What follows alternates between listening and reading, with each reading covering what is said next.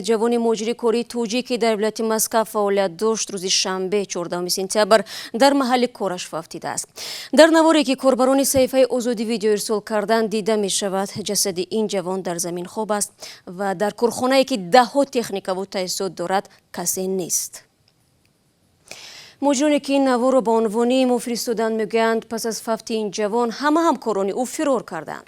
همکارم عبدالله شورف به تحقیق جزئیات مرگ این جوان توجیک مشغول بود و حالا با ما در استودیو قرار دارد. عبدالله سلام.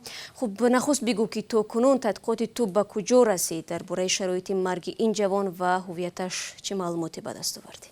سلام شهلا. اسم این جوان فوتیده عمرعلی حکیموف بوده است. این جوان 27 ساله زاده ناحیه عبدالرحمن جامی ولایت ختلان از ضربه نیروی برق فوتیده است. حکیموف در یک کارخانه استحصال بتون در ناحیه استرایی ولایت مسکو کار میکرده است. در نمایندگی خدمات مهاجرت تاجیکستان در شهر مسکو روز 16 سپتامبر به رادیو آزادی گفتند هنگام کار ناگهان پشت این جوان به ناقل‌های برق میرسد و او از ضرب برق هلاک میگردد.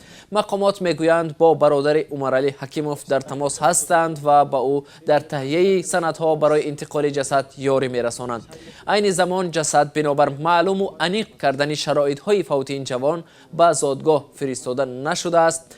مهاجران کره تاجیک که خبر فوتی همدیارشان را فهمیده به محل حادثه حاضر شدند در نوارهای ثبت کرده خود نشان میدهند که پس از رخ دادن این فاجعه همه کارمندان با شمول رهبران ماشین و تجهیزات را گذاشته فرار کردند.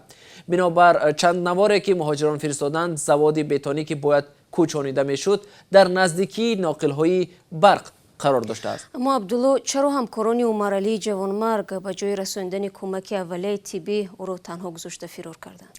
شهلا حالا این پهلوی مسئله را باید مقامات تحقیق کنند، اما معمولا کاردهان روس مهاجران کره تاجیک را به طور غیر رسمی به کار میگیرند و در نسبت کارگران محلی به آنها معاش کمتر میدهند.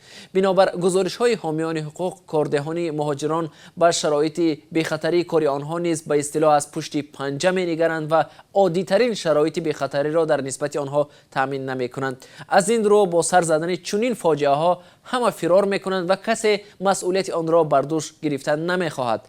در نتیجه آن خراجات انتقال جسد را هم از پول خیریه مهاجران دیگر بیشتر وقت صورت میگیرد. همین که جسد به تاجیکستان فرستاده شد دیگر مشکلی کارده هم به پایان میرسد. طور در مقاله روسی گفته می شود آدم که نیست مشکل هم نیست.